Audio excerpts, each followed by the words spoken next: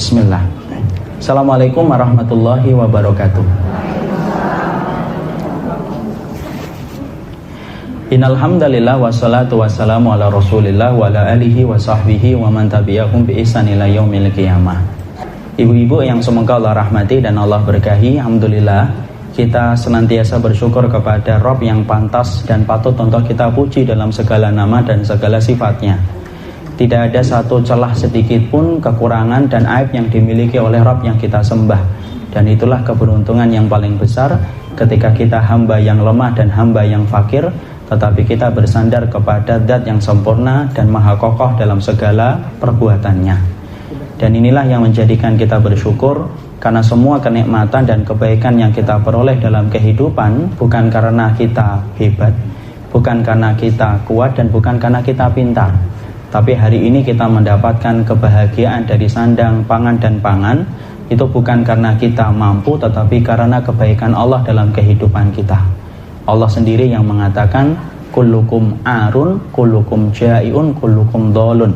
Sesungguhnya manusia itu hakikatnya telanjang, sesungguhnya manusia itu hakikatnya lapar, dan sesungguhnya manusia itu hakikatnya tersesat. Allah lah yang memberikan makanan, Allah lah yang memberikan pakaian, dan Allah lah yang memberikan petunjuk. Dan itulah yang menjadikan kita bersyukur kepadanya, karena tidak ada satu perkara di mana kita menyandarkan pujian kecuali hanyalah kepada Allah semata.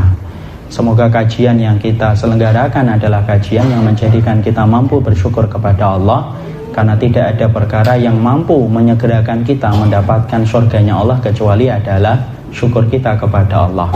Makanya Imam Ibnu Qayyim pernah ditanya, mana yang lebih utama, sabar, hamba yang bersabar, atau hamba yang bersyukur? Maka beliau menjawab, la a'lam bainahuma. Aku tidak mengetahui di antara keduanya mana yang lebih utama dan yang mana yang lebih cepat mengantarkan ke surga. Karena memang surga akan cepat diraih ketika ada hamba yang banyak bersyukur dan hamba yang banyak bersabar. Kalau ada di antara kita yang sedang dimudahkan segala urusannya, banyak-banyaklah bersyukur. Dan syukur itu bukan hanya dengan ucapan, tetapi yang paling penting bertambahnya ketaatan. Kalau ada di antara kita yang sedang diberikan banyak ujian dan kesulitan dalam hidup, banyak-banyaklah bersabar. Karena sesungguhnya jalan ke surga tidak ditaburi dengan bunga mawar dan bunga yang indah, tapi jalan ke surga memang ditaburi dengan penuh onak dan duri yang menjadikan kita sering merasa kesakitan, tapi Allah meminta supaya kita bersabar sampai pada waktu yang telah Allah janjikan. Semoga kita senantiasa bersyukur dalam setiap waktunya. Jamaah yang semoga Allah rahmati dan Allah berkahi, bagaimana menjadikan anak kita menjadi permata hati sesuai dengan bimbingan dan arahan ilmu yang disampaikan oleh para ulama-ulama Ahlussunnah wal Jamaah. Sebelum kita menyampaikan itu, kita harus mengerti sesungguhnya anak itu memiliki banyak sifat yang diterangkan di dalam Al-Quran. Karena ternyata Allah itu menerangkan tentang sifatnya anak sebagaimana Allah menerangkan sifatnya keluarga. Keluarga itu kan juga macam-macam kan, ada keluarga Ibrahim, ada keluarga Lut, ada keluarga Nuh, dan ada keluarganya Rasul. Sama, ternyata anak itu Allah terangkan sifatnya itu beda-beda. Dan Allah terangkan di dalam surat, di dalam Al-Quran, 4 sifat yang dimiliki oleh anak kita, dan pasti di antara kita mendapati keturunan kita memiliki salah satu sifat yang diterangkan oleh Allah Subhanahu wa Ta'ala. Maka 4 sifat yang diterangkan oleh Allah ketika Allah menyampaikan dan menjelaskan tentang anak itu sifatnya 4. Yang pertama yaitu adalah anak ada yang menjadi perhiasan. Anak itu sifatnya ada yang menjadi perhiasan. Sebagaimana kita baca di dalam surat Ali Imran ayat yang ke-14, Zuyyina linnasi hubbus syahawati minan nisa'i wal banin. Allah itu jadikan hiasan syahwat kita ada pada wanita dan ada pada anak-anak. Di situ Allah menyampaikan kepada kita salah satu sifat anak, yaitu adalah menjadi perhiasan bagi ibu dan bapaknya. Makanya sering kan kita mendapati anak-anak kita ini menjadi perhiasan bagi kita. Kita membanggakan tentang anak kita tanpa kita merasa risih untuk merendahkan diri kita. Ibu sering nggak mendapati ada orang cerita, walaupun saya tidak hafal Al-Quran Ustaz, anak saya hafal 2 juz. Dia rela membodohkan dirinya sendiri untuk mengangkat anaknya. Kenapa? Dia berhias dengan anaknya ketika anaknya memiliki kelebihan yang tidak dimiliki oleh dirinya ketika menjadi orang. ketika dia memiliki anak. Kita lihat pula bagaimana seorang bapak terkadang membanggakan anaknya, walaupun saya orangnya hitam tapi anak saya putih ya. Walaupun saya orangnya pesek tapi alhamdulillah anak saya mancung. Kenapa sih kok orang itu rela merendahkan dirinya, padahal ketika dia dibilang pesek sama temennya berujung kepada pertengkaran hebat. Ketika dia dibilang hitam sama tetangganya berujung kepada permusuhan 2 tahun tidak bicara dan bertegur sapa. Tapi ketika dia mendapati dirinya anaknya lebih ganteng dari dirinya, lebih cantik dari dirinya, kita rela merendahkan diri kita, karena memang persis kata Allah, zuyina, Allah menghiasi anak itu menjadi perhiasan. Jadi ada anak kita itu yang kemudian sifatnya menjadi perhiasan. Makanya kadang-kadang kalau kita mendapati ibu, ada salah satu teman kita yang terlalu membanggakan anaknya, walaupun mungkin menurut kita berlebihan, tidak usah dibenci dan tidak usah untuk kita komentari. Kenapa? Itulah fitrahnya. Setiap orang pasti membanggakan anaknya, walaupun ia merendahkan dirinya, walaupun dia menyampaikan kekurangan dan aib dirinya. Selama anaknya yang naik, maka dia rela melakukan itu, karena itu merupakan bagian dari fitrah. Itu yang pertama. Jadi anak-anak itu yang menjadi perhiasan. Yang kedua, yaitu adalah anak yang kemudian dia menjadi musuh. Sebagaimana Allah terangkan di dalam surat At-Taghabun ayat ke-14 pula. Allah menerangkan bahwasanya ya ayyuhalladzina amanu inna min azwajikum wa auladikum atuwallakum fahdharuhum. Surat At-Taghabun ayat yang ke-14. Allah menerangkan sifat yang kedua, anak itu ada yang mereka itu menjadi musuh.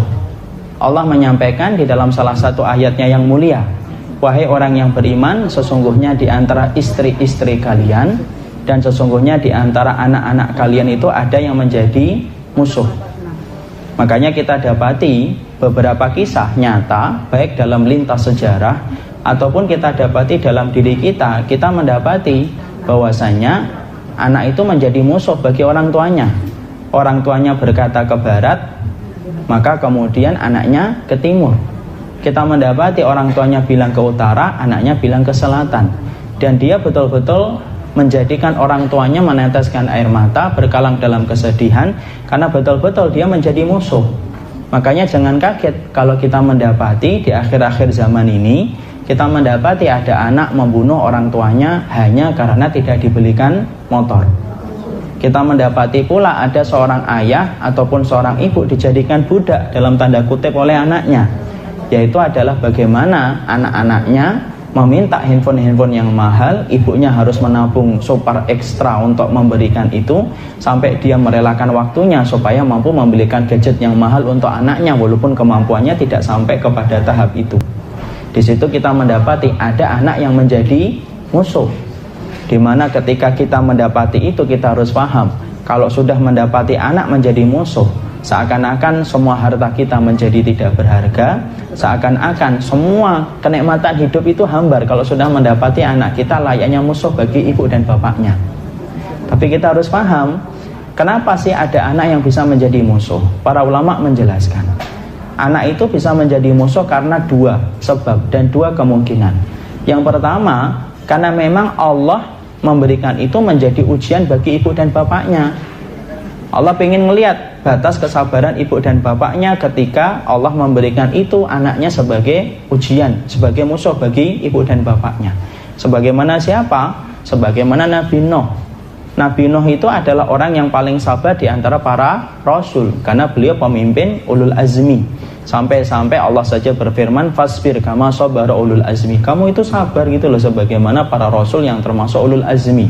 Dan pemimpin ulul azmi itu adalah Nabi Nuh alaihi salam. Tapi kenapa kok putranya betul-betul memusuhi Nabi Nuh? Apakah ada yang salah itu dengan airnya, dalam tanda kutip airnya Nabi Nuh sampai kemudian putranya Kanan itu tercipta? Enggak. Nabi Nuh tidak ada kekurangannya, karena beliau seorang nabi dan nabi itu sifatnya maksum, terjaga. Kenapa Allah berikan anak putranya Kanan itu betul-betul memusuhi beliau? Karena Allah ingin menguji dan memberikan kesabaran bagi Nabi Nuh alaihi salam. Makanya ada tiba-tiba kalau kita ngelihat ada orang solihah, ibu punya teman suka ngaji, orangnya baik, orangnya tulus, kok tiba-tiba anaknya tidak sebagaimana bapak dan ibunya. Maaf ya ibu, jangan komentari. ini pasti ada yang salah dengan ini, makanya anaknya kayak gini, berantakan. Tidak boleh gitu. Karena bisa jadi Allah memberikan itu sebagaimana Allah memberikan itu kepada Nabi Nuh. Mungkin kalau kita punya sifat yang semacam itu, ibu kalau ngelihat Nabi Nuh, mungkin ibu paling nyinyir kalau ngelihat Nabi Nuh. Alah Nuh, ngomong anakmu aja tidak benar gitu. Mungkin begitu. Padahal kita tahu ada orang yang mereka memang dititipkan oleh Allah putra dan putrinya menjadi musuh, supaya Allah melihat batas kesabaran dia. Itu kata para ulama. Yang kedua, sebabnya anak bisa menjadi musuh itu kenapa? Ya karena salah satu kesalahan. Entah mungkin karena ada satu kewajiban yang tidak ditunaikan oleh bapak dan ibunya, akhirnya anak itu menjadi musuh. Tapi yang jelas di situ Allah menyampaikan kepada kita sesungguhnya anak ada yang mereka itu menjadi musuh bagi orang tuanya. Dan kalau semacam ini kita tidak bisa milih ibu. Kenapa? Keturunan itu tidak bisa kita pilih, karena sesungguhnya dia merupakan bagian dari pembagian rezeki yang Allah tetapkan dalam kehidupan kita. Itu yang kedua. Ada yang ketiga. Yang ketiga itu adalah anak yang kemudian mereka itu menjadi fitnah.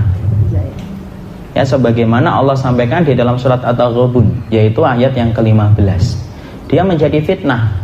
Jadi betul-betul akhirnya orang tuanya mendapati putra dan putrinya tidak sebagaimana doa yang dia panjatkan ketika dia mengandung. Apa itu anak yang menjadi fitnah? Contohnya Ustaz, banyak ibu. Berapa banyak seorang bapak dan seorang ibu habis hartanya ketika mendapati putra dan putri yang dilahirkan oleh ibunya ternyata cacat, ternyata kemudian jantungnya bocor, ternyata dia menjadi anak autis, ketika kemudian dia menjadi orang yang membawa penyakit keturunan, dia punya kanker darah padahal usianya masih kecil. Saya pernah mendapati ada seorang anak di daerah Suriah, itu ketika dibawa ke Turki dia ternyata punya penyakit kanker darah, di mana dia harus cuci darah di usia yang masih sangat bayi. Tapi begitulah, ada orang yang mereka itu, anak itu dilahirkan, mereka itu menjadi ujian bagi orang tuanya.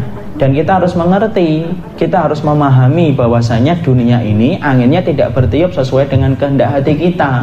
Yang namanya anak itu Allah yang menentukan. Tidak ada orang tua yang mengharapkan putra dan putrinya itu cacat. Setiap orang tua, seburuk apapun fisik yang dia miliki, selalu menginginkan dan mengharapkan putra putrinya itu yang terbaik dan lebih baik daripada dirinya. Tapi apalah daya, yang menggenggam hidup bukan diriku dan dirimu, tetapi yang menggenggam hidup itu adalah Allah. Makanya ada anak yang mereka itu menjadi ujian bagi orang tuanya. Kita tidak bisa ibu menyalahkan itu. Kamu ini anakmu ternyata gini, oh mungkin dulu ketika kamu mengandung kamu pernah bunuh kucing kali, ya gitu kan. Tidak bisa kita menyalahkan semacam itu. Dan itu merupakan bentuk tatayur. Itu merupakan keyakinan syirik, tidak ada hubungannya. Makanya sampai-sampai orang hamil jangan bunuh semut. Sebenarnya hamil atau tidak hamil itu memang tidak boleh bunuh semut. Tidak boleh begini, tidak boleh begitu, nanti anaknya begini dan begitu.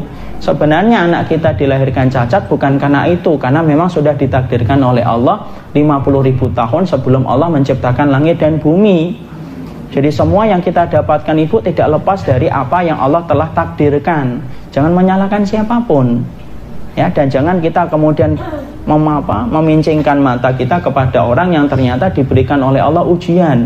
Tidak ada ibu-ibu yang pengen anaknya itu cacat. Anak yakin ibu, kalau dia boleh memilih, pasti dia akan memilih matanya yang biru, rambutnya yang pirang, kulitnya yang putih untuk anak dia. Tapi kan masalahnya anak itu kan bukan menu masakan yang bisa kita pilih selayaknya di restoran. Itu sudah dipilihkan oleh Allah. Makanya ada yang ketiga, anak itu menjadi ujian. Saya ceritakan, bukan saya ingin apa, supaya kita ngambil pelajaran aja. Ibu saya dan bapak merupakan salah satu orang yang mendapatkan sifat anaknya itu ujian. Kakak saya yang pertama Down syndrome, cacat mental, umurnya 52 tahun. Yang kedua itu Down syndrome pula, umurnya 43 tahun. Ya. Dan itu kemudian apa konsekuensinya bagi ibu dan bapak? Bagi ibu saya, beliau harus merawat, beliau harus mendampingi, kemudian kalau makan harus dikondisikan, kalau mandi harus dikondisikan, kalau buang air harus dikondisikan, ngelepas baju harus dikondisikan. Seumur hidupnya beliau sampai beliau meninggal dunia. Saya pernah ngomong dulu ketika saya SMP, ya. Saya pernah, ini cerita aja supaya kita ngambil pelajaran, semoga ada pelajaran. Dulu ketika di SMP ibu, saya termasuk orang yang sempat malu, wajar lah, karena saat itu belum masuk pondok dan belum paham agama secara mendetail. Tapi saya pernah tanya sama ibu, kenapa ya bu kita tidak mendapatkan keluarga yang normal? Saya punya kakak yang normal, saya bisa curhat sama dia kalau saya lagi ada masalah, saya ingin nyampaikan apapun gitu. Terus ibu saya menjawab, ya nak, yang namanya hidup, kadang-kadang kita tobat belum tentu nasuha, kadang istighfar belum tentu khusyuk untuk menghapuskan dosa. Tapi kalau kamu dititipi ujian dari Allah, maka cukup sabar, maka setiap harinya kamu akan gugur dosa-dosamu. Kata-kata itu saya pegang sampai sekarang. Makanya saya kemudian nyari ibu ketika di pondok. Ketika saya sudah bisa membaca kitab, ibu tahu nggak permasalahan fikih apa yang saya cari ketika saya sudah bisa nyari, sudah bisa membaca kitab? Saya itu nyari pertama kali hisab tentang anak-anak yang lahir dalam keadaan cacat.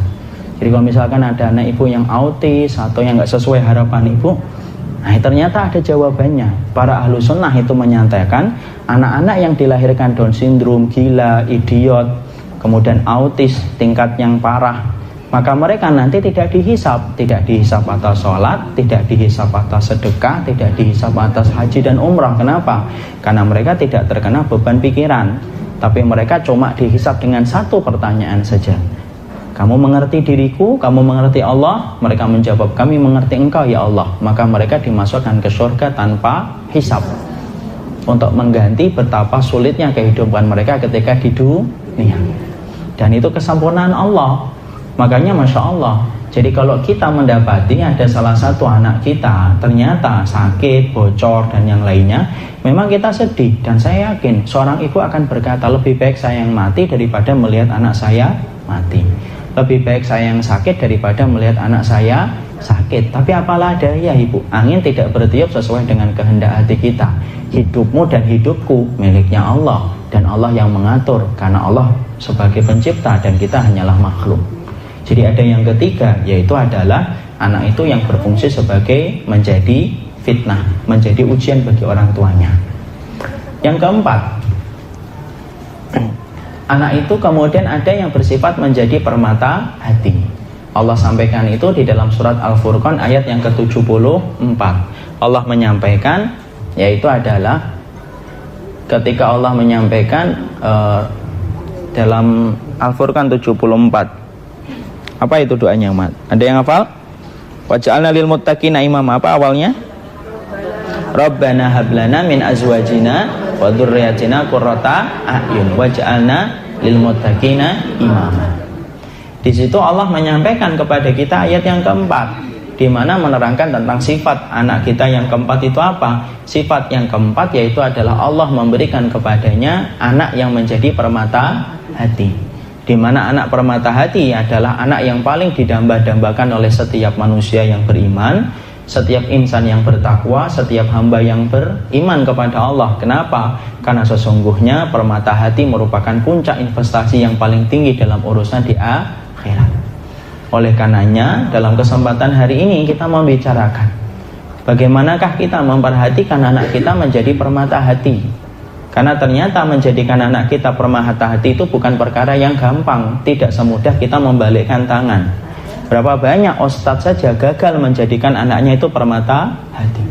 Berapa banyak ada nabi pula yang juga gagal menjadikan anaknya permata hati kayak Nabi Nuh.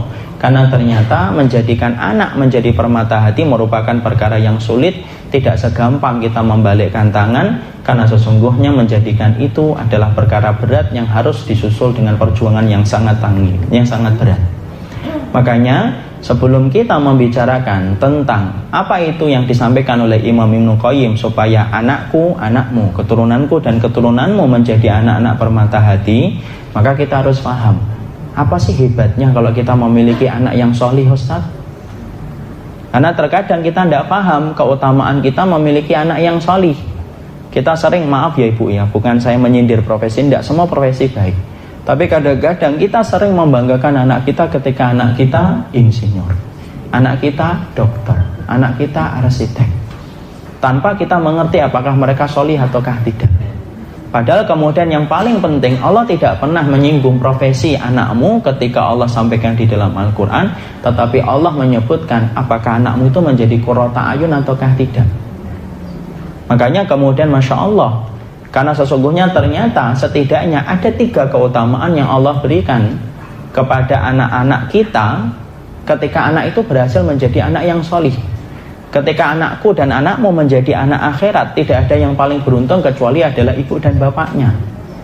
Kalau anak kita akan menjadi hambanya dunia saja, maaf ya ibu mungkin akan membanggakan di dunia, tapi ibu tidak bisa membanggakan sedikit pun mereka ketika di akhirat. Makanya kemudian para ulama menyebutkan ada 3 dahsyatnya keutamaan yang Allah berikan kepada anak ketika anak kita menjadi anak yang solih.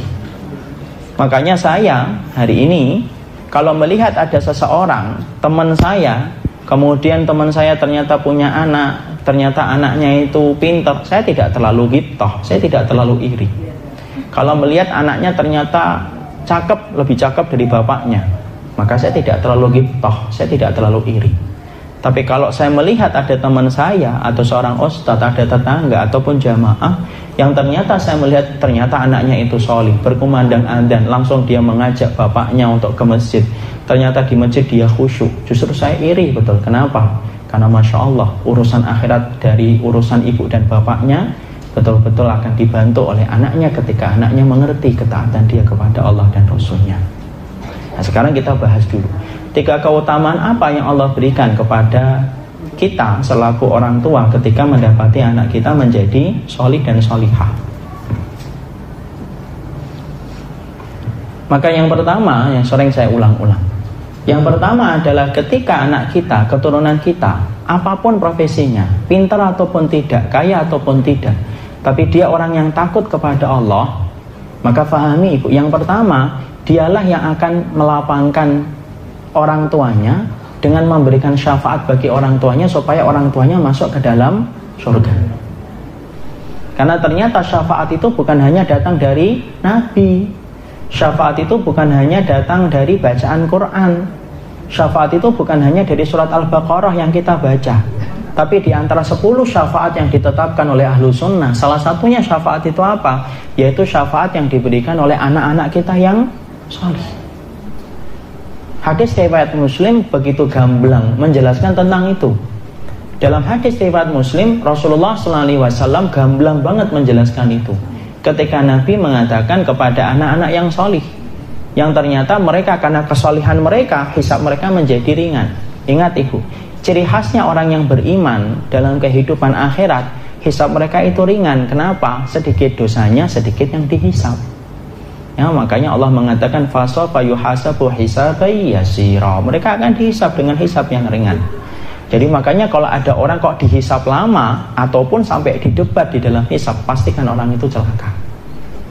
Jadi kalau ada orang kok dihisab sampai Allah mendebat, kamu bohong, bukan, Allah mendebat gitu, itu pasti ujungnya neraka orang itu. Nah ada anak-anak yang solih, yang hisab mereka itu ringan. Ketika mereka dihisab, mereka sudah dulu selesai. Di mana tempatnya seseorang hamba ketika hisabnya sudah selesai? Tidak ada tempat dia berjalan kecuali menuju kepada surganya Allah. Ketika dia berada di pintu surga, dia melihat ke dalam surga, tidak menjumpai bapak dan ibunya. Allah berfirman, Allah mengatakan kata Nabi, udkhulul jannata, bahwa kalian itu masuk ke dalam surga. Lalu anak-anak itu kemudian ketika tidak menjumpai bapak dan ibunya di dalam surga, maka anak-anak itu siapa yang dia ingat pertama kali? Yang dia ingat pertama kali ibu dan bapaknya ibu. Jadi ada beberapa kondisi ketika orang itu tidak ingat siapa-siapa. Ketika dia ditimbang, dia nggak ingat siapa-siapa kecuali dirinya. Yang kedua, ketika melewati sirat, dia tidak ingat siapa-siapa kecuali dirinya. Dan yang ketiga, ketika pembagian kitab. Jadi ada 3 kondisi manusia tidak ingat siapapun kecuali dirinya. 1, ketika dia dihisab oleh Allah. Yang kedua, ketika dia ditimbang oleh Allah. Kemudian yang kedua, ketika dibagikan kitab. Nah itu dia betul-betul stres itu, semua orang itu. Yang ketiga, ketika melewati sirat. Jadi ketika anak itu sudah melewati sirat, ketika sedang melewati sirat kan gak ingat siapa-siapa, kata Nabi, la yadkur ahadun ahadan fi salasati mawatin, kata Nabi. Tidak ada ingat orang itu dengan siapapun dalam 3 perkara itu. Tapi setelah melewati sirat, siapa pertama kali yang dia ingat? Bukan istrinya, bukan anaknya, bukan siapapun. Yang dia ingat dulu itu ibu dan bapaknya. Kalau dia solih. Sirat itu sirat. penyeberangan. Ya. Maka kemudian dia melihat mana ibu dan bapak saya. Kenapa? Memorinya yang pertama kali yang langsung dia ingat itu ya ibu dan bapaknya dulu. Loh kok tidak ada? Ternyata kemudian Allah mengulang kembali, udkhulul jannata, mbok kalian itu masuk ke dalam surga. Kembali anak itu berkata, lan nadkhulal jannata hatta ya'tiya abauna wa ummahatuna. Maaf ya Allah, kami tidak bisa masuk surga sebelum kami berjumpa dengan ibu dan bapak kami. Sampai yang keduanya Allah kemudian menjawab, mali arahu, kenapa sih orang tuamu masih dihisab? Jadi orang tuanya ini kemudian banyak maksiatnya dan banyak dosanya daripada putra dan putrinya. Sampai kemudian akhirnya dihisab panjang. Maka kembali anak-anak itu di depan pintu surga berkata, kami lan nadkhulal, kami tidak bisa masuk surga ya Allah sebelum kami berjumpa dengan ibu dan bapak kami. Allah ketika melihat anak-anak yang soleh ini bersikukuh, dia berkukuh untuk kemudian menjumpai ibu dan bapaknya, Allah berikan syafaat kepada bapak dan ibunya, Allah ringankan hisabnya, Allah mudahkan dia melewati sirat dan berjumpa dengan anak-anak mereka di depan pintu surga. Mereka akhirnya bareng-bareng masuk ke dalam surga dan orang tuanya masuk surga. Bukan hanya karena sholatnya, bukan hanya karena puasanya, tetapi karena putra-putrinya yang solih dan solihah itulah yang membantu mereka untuk memasuki surga. Coba ibu, Masya Allah itu. Kalau anak ibu pinter, maaf ya ibu, pinternya itu ibu mungkin banggakan di dunia, tapi tidak akan ibu banggakan nanti di akhirat. Kadang-kadang kita lebih, maaf ya, bukan saya menyalahkan, kadang-kadang kita waktu di dunia itu kita berikan kursus dari kelas 1 SD sampai SMA dengan banyak kursus duniawi, tapi maaf ya, kita lupa terhadap urusan akhiratnya. Siapa yang paling rugi? Bukan tetangganya, bukan saya yang rugi. Yang rugi adalah ibu dan bapaknya, karena ibu dan bapaknya tidak mendapati putra dan putrinya menunggu mereka di depan pintu surga. Itu yang pertama. Yang kedua, apa dahsyatnya keutamaan ketika kemudian kita mendapati putra dan putri kita salihah? Keutamaan yang kedua ketika kita mendapati putra dan putri kita salihah yaitu adalah sesungguhnya kalau putra dan putri kita salihah ibu, maaf ya, doa mereka itu mustajab sampai kepada ibu ketika ibu mati terbujur kaku di alam kubur. Kalau mereka itu soleh dan solihah, doa mereka itu mustajab nembus langit ketika dia mendoakan saya ketika saya mati di alam barzah. Kenapa? Karena anak yang solih adalah anak yang mendoakan orang tuanya dan doa mereka itu mustajab. Ingat loh ibu, tidak semua anak itu ketika mendoakan orang tuanya itu nyampe. Mana dalilnya Ustaz? Nah, sudah dengerin dulu dalilnya. Rasulullah SAW bersabda, idza mata ibnu Adam inqata amaluhu illa min salasin. Kalau anak Adam itu sudah meninggal dunia, terputus segala amalnya kecuali 3 perkara. Itu hadisnya kan masyhur. Perhatikan, salah satunya siapa?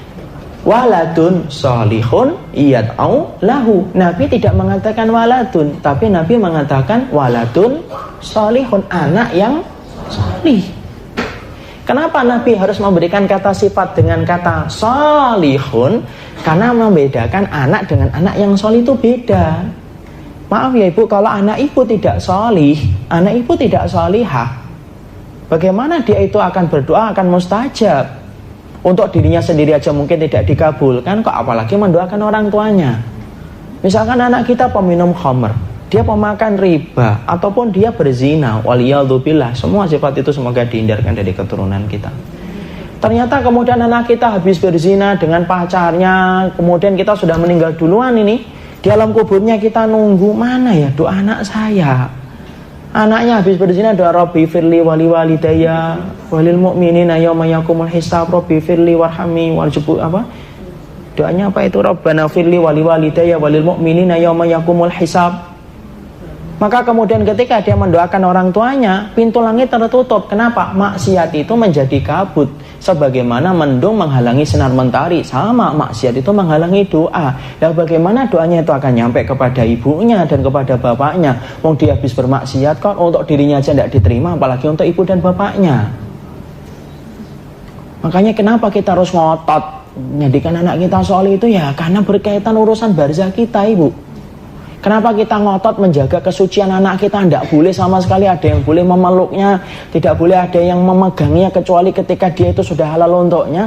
Karena itu berkaitan nanti ketika kita mati, supaya anak-anak kita ketika sholih, doa mereka membuka pintu langit disampaikan Allah kepada kita. Lah kalau mereka tidak sholih, lah gimana mereka akan kemudian sampai doanya kepada kita? Untuk mereka sendiri aja nggak nyampe.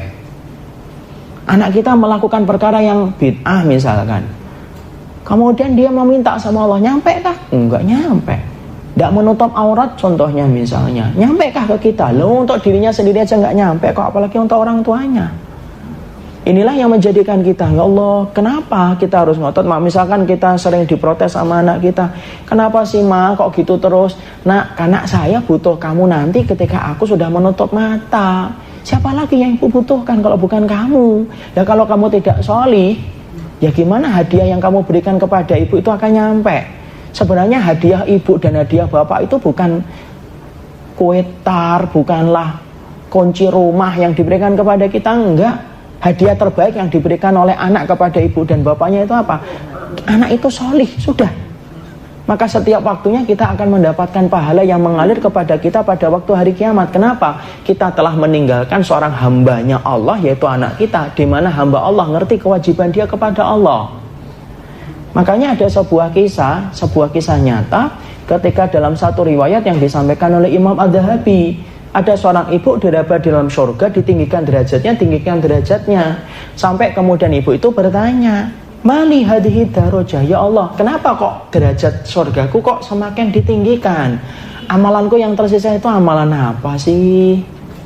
Kemudian dijawab oleh Allah, bi istighfari ibniki Salih, tidaklah aku tinggikan derajatmu ini kecuali karena anakmu yang sholih yang senantiasa mendoakan dirimu. Dan di situ Allah menyampaikan apa? Anakmu yang sholih.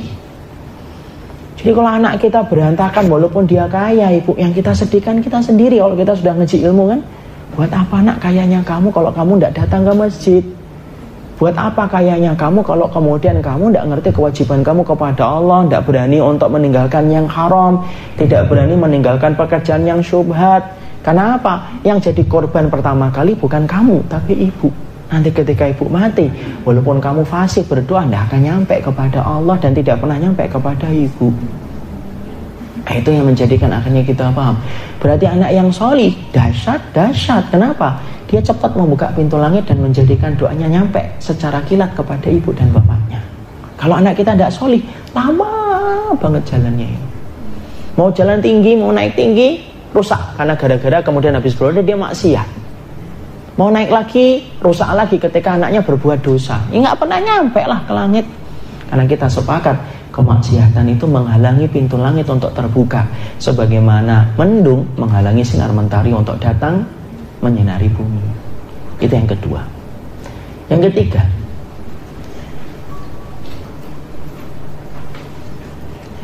ketiga, apa sih dahsyatnya kita kemudian memiliki anak yang sholih? Yang ketiga, dahsyatnya kita memiliki anak yang sholih dan anak yang sholihah, yaitu adalah menghindarkan kita dari salah satu sifat yang paling dibenci oleh Allah. Salah satu sifat yang tidak disukai oleh Allah, bukan paling dibenci. Salah satu sifat yang tidak disukai oleh Allah. Apa itu salah satu sifat yang tidak disukai oleh Allah? Yaitu adalah ketika saya, seorang laki-laki, ibu sebagai seorang wanita, menjadi orang yang mandul di hadapan Allah. Apa hubungannya sana? Gini, mandul kalau menurut kita itu apa sih? Mandul itu kalau menurut kita adalah orang yang tidak punya keturunan, tidak bisa punya anak, itu mandul. Itu kan menurut kita. Makanya Rasulullah pernah bertanya dalam satu riwayat yang sahih, atadruna manir rukub, kamu ngerti nggak siapa itu orang yang mandul? Qalu, para sahabat menjawab, alladzi la yuladu lahu ya Rasulullah, yang nggak punya anak itu mandul ya Rasul. Nabi mengatakan, enggak, bukan itu. Ar-rukub min ummati, orang yang mandul di antara umatku bukan orang yang tidak punya keturunan. Tapi orang yang mandul di antara umatku adalah orang yang mereka dititipin oleh Allah, banyak anak, tapi tidak ada satupun anak yang dia miliki itu bermanfaat untuk agama Allah. Artinya tidak ada anaknya yang sholih. Artinya apa? Anaknya walaupun banyak, Islam tidak mendapatkan manfaat dari dirinya. Banyak kan ibu? Kadang-kadang kita punya banyak, kita ngelihat ada orang banyak anaknya, tapi semua anak yang banyak yang dia miliki ternyata tidak ada satupun yang bisa membawa manfaat untuk Islam. Misalkan anaknya 10-10-10-nya tuh cuek sama Islam, tidak pernah perhatian sama agama. Maka kemudian orang yang memiliki banyak keturunan tetapi dia gagal menjadikan keturunannya menjadi keturunan yang sholih, yang bisa membawa manfaat kepada agama Allah, pastikan dia menjadi orang yang mandul. Dan ketika kita memiliki putra dan putri yang sholihah, maaf ya, maka dengan itu membebaskan sifat kita di hadapan Allah, bahwasanya kita tidak menjadi mandul di hadapan Allah. Berapa banyak orang yang mandul di hadapan kita, tapi dia tidak mandul di hadapan Allah. Dan berapa banyak orang yang tidak mandul di hadapan kita, tapi ternyata dia menjadi mandul di hadapan Allah. Ini untuk umum semuanya, entah keluarga ustadz, keluarga ikhwan, keluarga orang yang baru ngaji, semuanya. Bisa jadi kita bisa menjadi mandul. Makanya ketika kita berhasil mencetak anak kita menjadi anak yang betul-betul ngerti iman dia kepada Allah, maka sesungguhnya ar-ruqub itu kemandulan, terhindar dari sifat kita. Bisa jadi rahim kita sehat, tapi ternyata rahim kita itu mandul di hadapan Allah. Kenapa?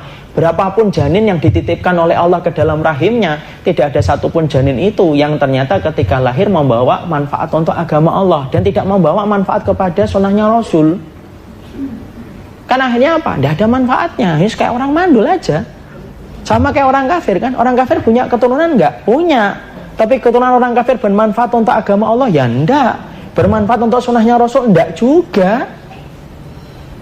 Maka kemudian dengan kita menjadikan anak kita menjadi anak yang sholih, maka sesungguhnya kita berhasil menjadikan diri kita tidak menjadi mandul di hadapan Allah. Ibu boleh kok pergunakan bahasa ini untuk disampaikan kepada anaknya. Nak, ibu tidak mau jadi mandul. Loh gimana bu? Kan ibu punya anak saya. Iya, tapi kalau kamu tidak taat sama Allah, kamu tidak pernah memperhatikan agama Allah kayak apa, tidak pernah memperhatikan sunnahnya Rasul, maka ibu ini akan dianggap mandul oleh Allah ketika keberadaan dirimu itu tidak membawa kebaikan untuk Islam. Bedakan dengan para sahabat ibu. Para sahabat itu putra-putranya membawa harumnya Islam, itu putra-putranya para sahabat-sahabat Nabi dan sahabat-sahabat wanita Nabi. Ummu Salamah punya Anas bin Malik. Tuh kita mendapatkan hadis kan, mengharumkan sunnah. Kita mendapati Umar ibnu Khattab. Siapa putranya? Yaitu adalah Ibnu Umar. Ada Asim. Putra-putra mereka mengharumkan nama, mengharumkan sunnah. Mereka tidak menjadi mandul di hadapan Allah. Nuruddin Al-Zanki yang menjadi bapaknya Salahuddin Al-Ayyubi, ya, Nuruddin Al-Ayyubi.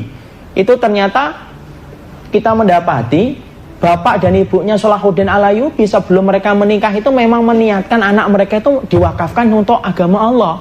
Makanya ada seorang wanita, saya lupa namanya, ketika dia dilamar banyak laki-laki selalu dia tolak. Ketika ditanya, kenapa kamu selalu tolak? Karena aku tidak mendapati mereka mampu mewujudkan cita-citaku. Ditanya kepada wanita itu, loh cita-citamu apa sih? Aku punya cita-cita laki-laki yang menikahi diriku siap menjadikan keturunanku menjadi keturunan yang membebaskan Baitul Maqdis dari cengkraman salibis. Ternyata ketemu dengan seorang pangeran yang mana ini pangeran juga mencari, saya ingin mencari seorang istri di mana punya cita-cita menjadikan keturunannya menjadi pembebas Al-Maqdis. Ketemu, nikah, lahirlah Salahuddin Al-Ayyubi. Merasakan manfaatnya enggak mereka? Islam itu merasakan manfaatnya. Putra-putri mereka ada yang bernama Salahuddin Al-Ayyubi membebaskan Baitul Maqdis dari cengkraman bengis salibis selama puluhan tahun. Ya, jadi kalau kemudian kita tidak berhasil menjadikan anak kita sholih dan anak kita sholihah, maka sesungguhnya kita menjadi mandul, dan itulah yang akan memberatkan dakwah di masa mendatang ibu. Kalau kemudian kita hari ini ibu tidak memperhatikan, tidak ikut bareng sama para ustadz, tidak ikut bareng sama orang yang sholih, ibu kontribusi untuk menjadikan anak kita sholih, Masya Allah, saya memikirkan beban dakwah nanti 20 tahun, 30 tahun itu beratnya kayak apa ibu. Hari ini saya merasakan dakwah aja sudah beratnya luar biasa. Fitnah, ujian, tidak pernah selesai saya kira itu. Ya Allah, tidak pernah selesai. Kalau sekarang aja kita dakwah aja sudah semakin berat menghadapi berbagai macam dari luar, belum dari dalam eker-ekeran, bertengkar, saling memfitnah, saling menghujat. Nah, kerjaan dakwah itu menjadi lebih berat lagi 30 tahun lagi ketika ditambah anak-anak kita juga tidak pernah sholih. Coba, kayak apa itu dakwah? Makanya Masya Allah, sampaikan kepada anak-anak kita, bahasakan dengan bahasa hadis. Nah, ibu tidak mau jadi mandul, sampaikan aja mandul itu apa. Kalau kamu tidak pernah perhatian sama Allah, tidak pernah perhatian sama Rasul, ibumu nanti dianggap mandul. Dan ibu tidak ada harganya emas yang ibu miliki, jam yang ibu miliki, rumah yang ibu miliki, kalau ternyata saya hanyalah mandul di hadapan Allah. Supaya anak itu diajak mikir bagaimana dia memikirkan tentang nasib orang tuanya di akhirat. Jadi katakan sama anak kita, nak, kalau kamu tidak bisa ngasih rumah sama ibu, tidak bisa menghajikan ibu, tidak bisa ngumrahin ibu, tidak usah sedih, tidak apa-apa. Banyak sahabat yang mereka juga gagal kok mengumrahkan atau menghajikan orang tuanya. Tidak apa-apa, kenapa? Karena haji dan umrah itu kewajiban bagi yang melaksanakan. Kalau dia mampu, sudah. Kalau ibu tidak mampu ya sudah, gugur kan. Kadang-kadang anak kita kan, saya ingin banget menghajikan. Itu juga tidak apa-apa, itu mulia. Tapi katakan sama dia, yang paling penting bukanlah ketika kamu menghajikan, kamu bermanfaat untuk agama Allah, kamu ikut ke masjid, kamu bantu masjid apa yang kemudian mereka sedang kerjakan. Walaupun kamu cuma angkat air, ibu lebih senang itu. Kenapa? Itu yang menjadikan ibu tidak menjadi orang yang mandul. Ada kegiatan di sekolah, kegiatan Islam, kamu jadi panitianya, nak. Entah kamu jadi penggembiranya juga tidak apa-apa. Tapi agama Islam mendapatkan manfaat dari kamu. Kalaupun nanti kamu ketika dewasa tidak mampu memberikan rumah sama ibu, tidak apa-apa. Masalah rumah toh kita juga akan tinggalkan. Ajalah anak-anak kita dewasa untuk berbicara. Kenapa? Anakmu adalah investasi akhiratmu. Itulah 3 dahsyatnya keutamaan yang Allah berikan kalau kita memiliki anak-anak yang saleh. Nah, makanya kemudian kita membahas apa yang harus kita lakukan supaya kemudian menjadikan kemudian anak-anak kita, yaitu adalah anak-anak kita menjadi permata hati. Maka dalam kesempatan hari ini kita akan membahas 5 saja. Apa perkara-perkara penting supaya menjadikan anak kita menjadi anak-anak yang kiranya akan menjadi permata hati bagi kehidupan kita. Maka para ulama lalu menerangkan, yang pertama, kiat yang harus diperhatikan bagi seorang ibu ketika dia telah memiliki keturunan. Maka yang pertama supaya menjadikan anaknya itu menjadi permata hati, yang pertama, solihkan diri kita dan solihkan suami kita ketika kita sudah bersatu di dalam rumah tangga. Kenapa? Anak itu layaknya bayang-bayang. Saya dan ibu menjadi bendanya. Ya kan gitu? Kan benda itu tidak akan mungkin melahirkan bayang-bayang yang lurus kalau bendanya bengkok. Bayang-bayang itu anak kita, bendanya itu ibu dan bapaknya. Kalau bendanya lurus, bayang-bayang pasti akan lurus. Kalau bendanya itu bengkok, maka jangan mengharapkan dari benda yang bengkok menghasilkan bayangan yang lurus. Itu sudah kaidah itu. Makanya kemudian apa? Pertama kali kata Imam Ibnu Qayyim, semua itu tergantung dulu kepada pemilik airnya. Ini bahasa kiasan dari seorang suami. Dan harus tergantung kepada pemilik rahimnya. Ini kata kiasan bagi seorang istri. Kalau air yang bersih, air yang sholih, maaf, dia bertemu dengan janin yang taat, bertemu dengan rahim yang taat, maka akan membentuk anak-anak yang sholih. Dan anak-anak yang sholih itu lebih besar, walaupun tidak jaminan ya. Kadang-kadang ada yang diberikan ujian oleh Allah. Tapi perhatikan bagaimana kesolihan itu sangat berperan besar dalam kehidupan anak-anak kita, dan pembentukan karakter mereka itu dimulai bagaimana setiap seorang suami ketika dia menjadi solih, air yang dia keluarkan ketika mencampuri istrinya tertampung oleh rahim yang taat kepada Allah, maka disitulah terbentuk janin yang taat. Janin kita ini berpengaruh kepada apa? Ya berpengaruh kepada apapun. Wong bayi kita kasih susu sapi aja, susu sapi memberikan manfaat kok. Itu cuma susu sapi, apalagi airnya suami kita dan bagaimana dengan rahim kita.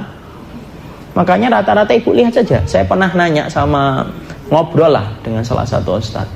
Ketika beliau banyak melihat anak-anak yang hafal Quran sejak balita. Kan ada kan buku balita hafal Quran. Saya tanya kepada sang ustadz itu, apa ya ustadz ya? Kok sampai banyak sekarang itu balita belum sampai 10 tahun sudah hafal Quran? Apa persamaan di antara semua orang tuanya? Beliau menyampaikan, karena mereka memiliki ibu yang cinta sama Quran. Walaupun kemudian ibunya rata-rata tidak hafal Quran, tapi memang senang dengan Quran. Senang membacanya, terus ketika kemudian mengandung. Apa yang dibaca oleh ibu ngalir nggak kepada rahim? Ngalir ibu. Wong ibu kemudian minum es saja berpengaruh sama janin kok. Kita ini kalau hamil kan nggak boleh makan dan minum es terlalu banyak kan, supaya anak kita tidak menjadi gemuk besar. Loh, kalau minum es saja ternyata berpengaruh kepada janin, emang kita kira bahwasanya bacaan Quran tidak berpengaruh kepada janin? Pasti kita salah memahami. Makanya Masya Allah, ternyata kesolihan seorang wanita sebagai pemilik rahim dan kesolihan laki-laki sebagai pemilik air itu betul-betul penting. Dan ketika ada satu kesalahan itu berpengaruh besar kepada kehidupan anak itu ketika dewasa. Kita ambilkan contoh Imamul Haromen. Ibu tahu Imamul Haromen? Pasti nggak tahu insya Allah. Muridnya Imam Syafi'i. Imamul Haromen itu salah satu ulama besar dari madhabnya Imam Syafi'i. Ternyata beliau itu punya kekurangan. Apa kekurangan Imamul Haromen? Imamul Haromen itu kalau ngomong kadang-kadang terselip kata-kata yang dia sampaikan, terselip-selip, tercampur-campur. Dalam hati pengen ngomong apa, keluarnya beda. Itu Imamul Haromen. Kemudian Imam Haromen kemudian mencari, kenapa ya saya punya sifat kayak gini, itu kenapa ya? Kemudian ternyata dia mendapatkan cerita. Bapaknya cerita sama dia, dulu kamu ketika kecil aku jaga, bapak dan ibu itu menjaga kamu. Di antara penjagaan yang diberikan oleh bapaknya Imamul Haromen rahimahullahu ta'ala itu apa? Yaitu adalah supaya anak itu hanya betul-betul disusui sama ibunya dan orang-orang yang betul-betul terpercaya dalam iman dan ketakwaan. Jangan gampang-gampang menyusukan ibu. Apalagi ngambil susu dari bank susu. Kita tidak tahu siapa susunya. Dalam sunnah tidak boleh itu. Kalau tidak keluar susu kita, ya ambil orang yang betul-betul solihah, yang ibu tahu ini solihah ini. Kenapa kok butuh kayak gitu? Perhatikan ceritanya ini. Maka ketika satu waktu ketika kamu nangis, Imamul Haromen ketika masih kecil nangis, ketika diletakkan nangis, ketika kemudian mungkin haus, ibunya pergi, masuklah tetangganya. Tetangganya ini seorang budak, milik tetangganya, bukan milik bapaknya Imamul Haromen. Melihat bayi itu nangis, timbul rasa iba.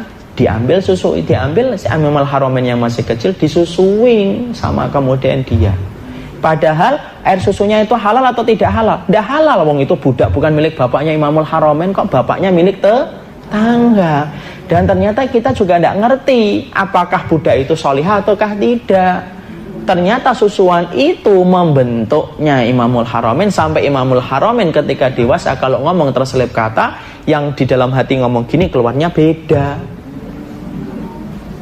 Dan itu disampaikan Imamul Haromen untuk menyampaikan apa? Itulah pengaruh besar terhadap apa? Ternyata air susu, rahimnya seorang wanita, ketaatannya seorang wanita, kebaikannya seorang laki-laki, itu merupakan satu kesatuan yang membentuk bagaimana ketika keturunan itu kelak menjadi dewasa. Ibu tahu nggak, penyakit gula itu nurun sampai 6 keturunan, itu hanya penyakit gula. Kalau anak kita sampai kemudian suka dengan tayangan porno, jangan salin anak loh. Mungkin orang tuanya, mungkin bapaknya atau ibunya juga pernah kecanduan itu ketika dulu. Wallah alam loh. Tapi kalau kita ngelihat ini, bisa jadi terjadi. Kalau ternyata kemudian orang tuanya itu suka berdusta, ya jangan salahin kalau ternyata anak kita kemudian suka berdusta. Oh, penyakit gula aja nurun sampai 6 keturunan kok. Ya kan? Makanya Masya Allah, kadang-kadang kan kita suka menyalahkan begini dan begitu. Ya tidak bisa kita salahkan. Jangan menjadikan anak itu, yaitu adalah kambing hitam. Dan jangan menjadi orang tua pemadam kebakaran. Muncul masalah baru kita nyari solusi. Pemadam kebakaran kan gitu. Ada nggak pemadam kebakaran yang datang sebelum terjadinya kebakaran? Tidak ada. Ngapain Pak di sini? Insya Allah jam 2 nanti kebakaran. Tidak ada. Lah banyak orang tua itu modelnya pemadam kebakaran, bukan dia menjaga dari awal, dia menjadi soleh. Jadi setelah nikah harus betul-betul bertobat, meninggalkan sesuatu yang salah. Kenapa? Karena kalau dia tidak mengerti itu, maka itu bisa menjadi sesuatu yang dibawa kepada anak. Apakah itu namanya dosa keturunan? Tidak ada dosa keturunan, tapi benih itu bisa membentuk itu. Ya, dan kita tidak bisa nafikan itu, Ibu. Imam Abu Hanifah itu sama. Imam Abu Hanifah rahimahullahu ta'ala, Imam Abu Hanifah itu Masya Allah Ibu, orang yang terkenal dalam masalah qiyas. Mana di mana para ulama menyampaikan Imam Abu Hanifah kalau sudah ngomong gunung ini emas, tidak ada yang tidak percaya kalau gunung itu emas. Kenapa? Saking kuatnya setiap kata dan teori yang disampaikan oleh Imam Abu Hanifah. Itu Imam Abu Hanifah. Tapi tahukah kita Imam Abu Hanifah juga kadang-kadang kayak Imamul Haramain, kalau ngomong tiba-tiba terselip. Dan Imam Abu Hanifah kemudian sering berkata, ini gara-gara susu yang pernah aku isap ketika susu itu datang dari seorang wanita yang tidak ketahuan dari mana asalnya. 1 sedotan, 2 sedotan, 3 sedotan susu aja ternyata bisa membentuk gitu ketika dewasa. Apalagi sang ibunya dan apalagi bapaknya.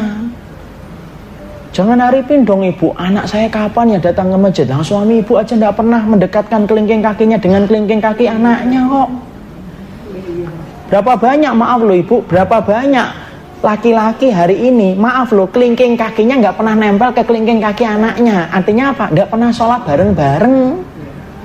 Anaknya di mana, bapaknya di mana, Jumatan di mana, bapaknya Jumatan di mana. Kelingking kaki bapaknya tidak pernah nempel kepada kelingking kaki anaknya. Padahal kan harusnya apa? Kelingking kaki bapaknya itu yang paling banyak nempel kepada kelingking kaki anaknya kan. Artinya sholat berjamaah bareng-bareng terus. Ya, karena apa? Itulah yang kita harus paham. Saya, ibu, suaminya ibu itu bendanya. Anak kita itu apa? Bayangannya. Dan benda itu tidak akan mungkin kemudian akan melahirkan bayangan yang lurus kalau bendanya bengkok. Benda itu akan melahirkan bayangan yang lurus ketika bendanya itu lurus. Makanya Masya Allah, itulah yang kita perhatikan. Makanya kalau kita sudah lewat gimana Ustaz? Ya mari kita taubat. Full kita bertaubat kepada Allah supaya itu tidak sampai membawa keburukan. Makanya kan ada salah satu doa, ya Allah, aku berlindung dari keburukan dan keburukan yang Engkau anugerahkan kepada istriku dan anak-anakku. Apa itu keburukan yang Engkau anugerahkan? Ya mungkin gara-gara kesalahan kita dulu. Kita kan tidak pernah tahu. Ya, kenapa? Karena itu bisa berpengaruh kepada putra dan putri kita. Itu yang pertama. Yang kedua adalah kalau kita ingin membentuk anak kita menjadi solih dan solihah menjadi permata hati, yang kedua itu apa? Buat diperhatikan. Jangan-jangan anak kita susah menjadi solih karena kesalahan suami kita kepada orang tuanya sampai Allah menimpakan hukuman Allah berikan melalui perantara anak-anak kita. Mana dalilnya Ustaz? Rasulullah bersabda, tidak ada kebaikan yang Allah segerakan di dunia balasannya sebelum Allah memberikan balasannya di akhirat kecuali kebaikan kepada orang tua. Dan tidak ada hukuman atas satu kejahatan yang Allah serahkan di dunia sebelum hukuman itu Allah berikan nanti di akhirat kecuali kejahatan kepada orang tua. Makanya sampai Wahab bin Munabih mengatakan, man waqqara walidayhi razaqahullahu waladan yuwaqiruhu wa man lam yuwaqqir walidayhi razaqahullahu waladan la yuwaqiruhu. Siapapun anak yang hormat kepada orang tuanya, Allah kasih kontan cash anak yang juga hormat kepadanya.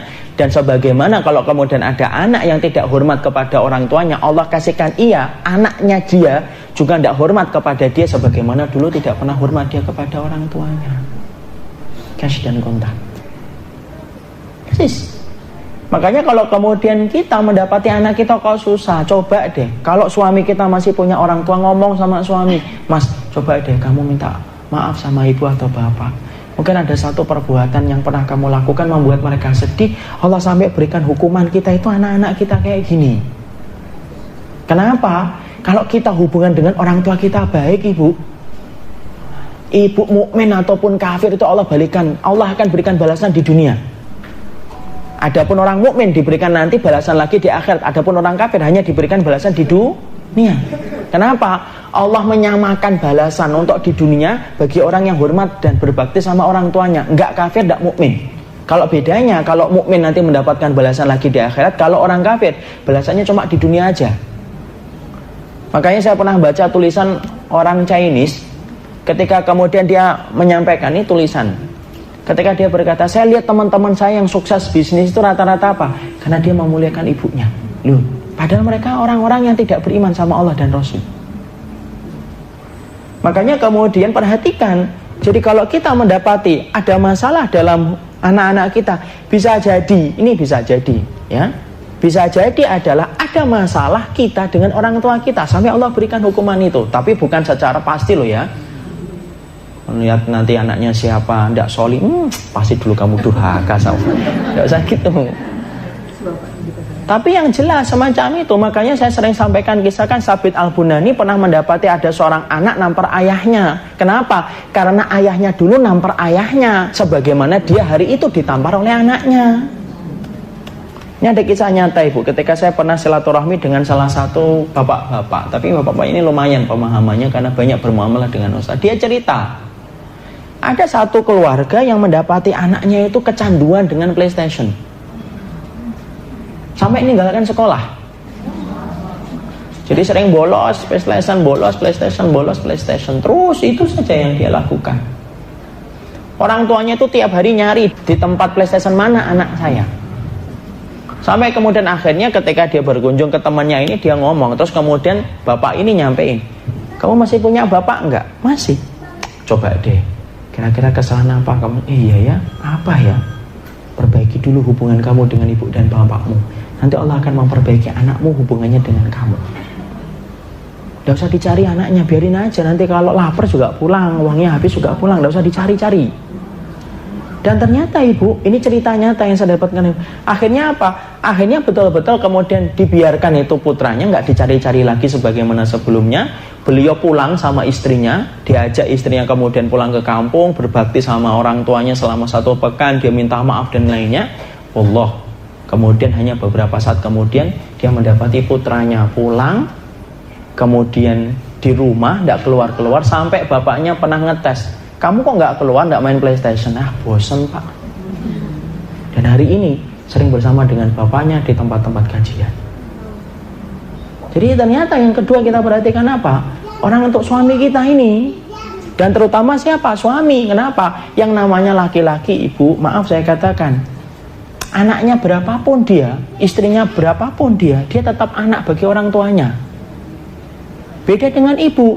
Ibu ketika sudah dinikahin sama seorang laki-laki, maaf ya, ibu menjadi milik suami. Dan ibu tidak boleh apapun kecuali izin suami. Bahkan puasa saja tidak boleh ibu, kecuali izin dari suami.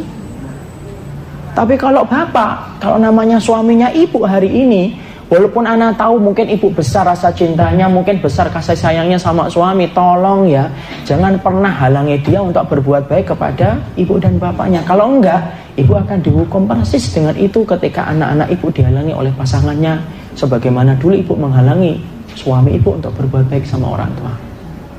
Jadi kalau kita dapatnya ada anak kita ini apa gitu ya, nah kita ngomong baik-baik sama suami, ayo masuk kita ketemu ibu yuk. Kita ajak ibu jalan yuk 2 hari 3 hari. Kita senangkan hati ibu, kita minta maaf kesalahan kita walaupun kita tidak melakukan apapun. Atau kita ajak umrah ibu, mungkin ibu pengen umrah tapi yang namanya seorang orang tua itu tidak tega ngomong. Kita yang kemudian harusnya paham. Gitu aja. Karena apa? Kalau ibu mendapati orang tuanya, kalau ada seseorang sudah berbakti kepada orang tuanya sampai ridho orang tua itu, maka balasannya Allah akan berikan di dunia sebelum Allah berikan balasan di akhirat. Loh ibu apa tidak senang toh suaminya jadi penduduk surga? Dan tidak mungkin loh ibu cerita ini, wallahi tidak mungkin ada orang sesoleh apapun akan masuk surga kalau dia tidak berbakti sama orang tuanya dan tidak mendapatkan ridho dari orang tuanya. Saya kemarin itu ngelihat tayangan di YouTube, ada orang tua tinggal di sebuah, bukan di YouTube ya, di TV kalau tidak salah. Itu ada orang tua tinggal di kotak di pinggir kali, tinggal tidurnya di bawah balok kayu, 5 tahun ibu. Dan itu sempat videonya viral kemana-mana. Dan akhirnya apa? Didatangi oleh panti sosial ya untuk dibawa. Ternyata apa? Sang anaknya ada, anaknya ngomong gini, ya saya tak ajak ke rumah saya, tidak mau karena dia nggak cocok sama istri saya. Ya saya husnudon, kita tidak boleh benci kan, kita husnudon. Mungkin sang suami itu belum tahu jangan buru-buru nyalain ya. Kita husnudon mungkin belum tahu ilmunya. Tapi ternyata saya bayangkan, Masya Allah, bayangkan cuma satu, nggak nunggu nanti di akhirat ini. Kalau dia nggak sampai bertaubat, nggak nunggu di akhirat, pasti Allah akan kasih kontan dengan itu. Jadi disitulah kita paham. Jadi kalau kita sudah mendapati anak kita kok susah bangun sholat subuh gitu ya tetap kita bangunkan. Tapi coba kita cari, apa sih hubungan suami kita sama orang tuanya lagi apa ini? Jangan-jangan suami kita lagi marah karena mungkin orang tuanya lebih memilih adiknya dari suami atau kakaknya suami, mungkin lebih sayang itu, akhirnya suami kita marah. Kadang-kadang kan cerita sama istri, ibu itu sama dia itu sayang banget sama aku, tidak sayang. Jangan malah dikompor-komporin. Betul mas, memang gitu yang aku rasain itu. Memang kamu tidak usah kesana sering-sering. Jangan jadi istri kompor ya. Justru malah kita ngademin, supaya apa? Supaya anak kita pun diberikan oleh Allah kebaikan. Itu yang kedua. Yang ketiga kita singkatkan. Yang ketiga itu apa? Yang ketiga adalah perhatikan makanan. Ketika kita suapkan kepada anak-anak kita, jangan suka memberikan makanan-makanan yang syubhat dan makanan-makanan yang haram. Karena sesungguhnya tidak mungkin anak kita akan terbentuk di dalam kebaikan dan kesalihan kalau dia mendapatkan makanan yang haram dan makanan-makanan yang syubhat. Itu yang ketiga. Kemudian yang keempat kita singkatkan. Yang keempat yaitu adalah berdoa. Jangan meremehkan doa. Dan alhamdulillah hari ini saya bersama dengan ibu-ibu, dan pemilik doa yang mustajab bagi anak itu doanya seorang ibu. Dan ini cukup panjang sebenarnya, tapi ala kulli hal sempatkanlah waktu yang mustajab, berdoa apapun kecuali kebaikan. Jangan ngomong apapun ibu kecuali kebaikan. Kadang-kadang kita suka bersandar, nanti susah beneran. Kenapa sih Ustaz kayak gitu? Karena kita lupa perkataan Nabi. Ketika Nabi bersabda, fala taqulu ilal khair fa innal malaikata yu'minuna ala ma taqulun. Kalau ngomong itu ya yang baik, karena malaikat itu suka mengaminkan apapun yang kita ucapkan. Makanya kalau ngomong sama anak, semarah-marah apapun ibu, kalau marah suruh anaknya pergi. Kasih SOP mulai sekarang. Nak, kalau ibu sudah mulai marah, kamu langsung pergi ya. Kenapa? Salah satu tipsnya ketika kita marah itu jangan berhadapan dengan orang yang kita sedang marah kepadanya. Kenapa? Omongan ini tidak bisa dikontrol. Makanya sampai ada satu doa yang indah kan, ya Allah aku minta keridhoanmu dalam marah dan lapang. Kenapa? Banyak orang yang mendapatkan ridhonya Allah ketika lapang, tapi tidak mendapatkan ridhonya Allah ketika marah. Makanya saya teringat ada sebuah kisah nyata dari Arab Saudi, saya membaca dalam salah satu tulisan bahasa Arab, yaitu adalah ada seorang anak memecahkan kanvas ibunya, di mana kanvas itu merupakan hadiah dari ibunya, nenek dari sang bayi itu. Refleks ibu itu mengatakan, nah kamu mecahin kasnya ibu, ya Allah ini hadiah dari ibu, kamu nanti pecah kepalanya. Dimana dia ketika mengucapkan itu, ibu itu pun sudah lupa dengan omongan dia sendiri. Ketika dewasa, anaknya menjadi orang yang suka membangun bangunan. Sampai satu waktu dia mendapatkan telepon berdering dan diangkat, dan ternyata anaknya tertimpa bahan berat ketika sedang berada ini dan pecah kepalanya. Makanya disitulah kita menyampaikan doanya itu sangat mustajab. Kemudian yang ke-5, tanamkan kepadanya akidah. Jangan hanya fikih tok ibu. Nah, bedakan antara akidah dengan fikih itu. Kita ini kadang-kadang seneng anak kita bisa adzan, bisa iqomah, tapi tidak paham tentang akidah. Padahal yang paling penting itu apa? Akidah. Ikatan hati yang paling pokok itu akidah. Sampaikan kepadanya surga, neraka, tentang akidah, keterikatan dia kepada Allah. Dan ibu tidak bisa ngasih kalau ibu tidak punya. Fakitu syai' la yu'ti. Yang kosong tidak bisa ngisi yang kosong. Yang kosong tidak bisa ngisi. Tapi intinya teorinya apa? Yang berisi baru bisa mengisi. Lah ibu disampaikan ulama harus ngisi akidah, tapi saya tidak paham akidah Ustaz. Nah itu enggak, gimana mau ngisi akidah? Pelajari akidah, datangnya kajian ilmu, bertambah urusan akidah kita kepada Allah supaya kita mampu menyampaikan kepada putra dan putri kita. Barakallahu fikum, ini yang dapat kita sampaikan. Jadi ringkasannya adalah anak itu sifatnya ada berapa? 4. 1, anak yang menjadi perhiasan, anak yang menjadi musuh, ada yang menjadi ujian, dan anak yang menjadi permata hati. Anak yang menjadi permata hati itu dahsyatnya ada berapa? 3.